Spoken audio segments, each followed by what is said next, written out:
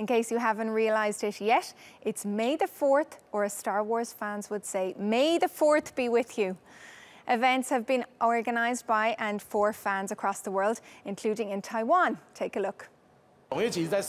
This year marks the 40th anniversary, so it's going to be big. I flew to Orlando in the US to be part of their annual Star Wars celebration. This is why I wanted to be big as well in Taiwan, but it is not easy. But I'm doing my best to gather all the Star Wars fans here and take part in this event. 40 years, can you imagine? It's older than me. To talk about this very special event for one lady is Gotchen Ardit. Welcome to the Showcase Sofa. Thanks for having me. So why has this become such a special event for Star Wars fans like yourself?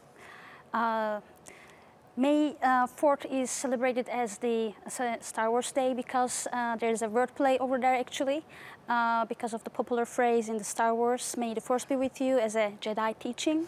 So in this special occasion, we say May the 4th be with you as a joke. And it's not a official event, actually. It wasn't created by George Lucas or his company Lucasfilm. It was just a fan thing, and it just grew. So how are people celebrating? I mean, we've seen stuff already all over the world, but how are people going to celebrate today?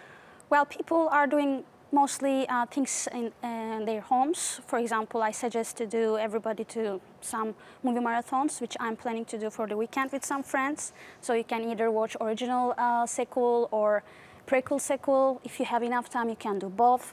If you don't have, you can just watch the new movies, Rogue One or The Force Awakens. I'm sure it will be equally fun. And for example, in Europe, if you are living in Paris, Disney is hosting special events and Star Wars nights on 5th and 6th of May, and in Disneyland, of course. And in London, there's ongoing exhibition, Star Wars Identities, which will run until September.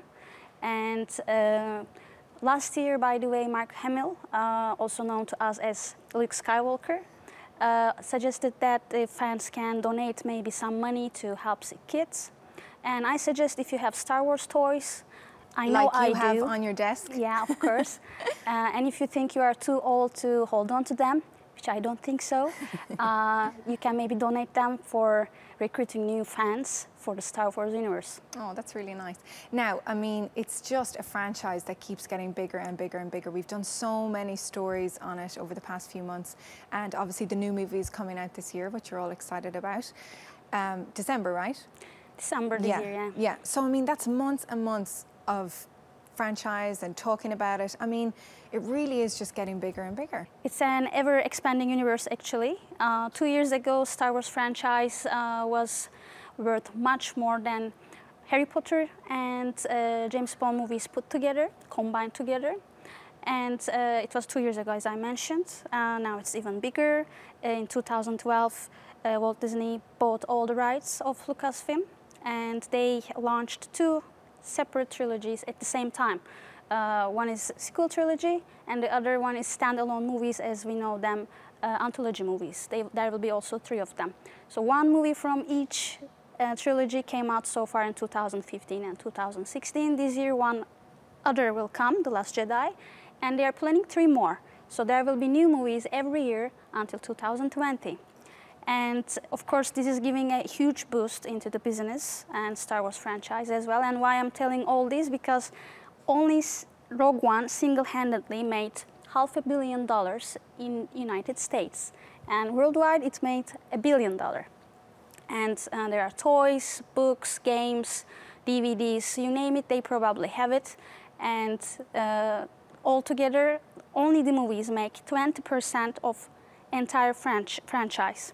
Just the 20%. So they worth $33 billion right now. And as a movie franchise revenue pie, they are the biggest, and even the second one is just about to follow up. Okay, gotcha. And that's all we have time for, I'm afraid. Thanks for joining us, and enjoy your movie weekend.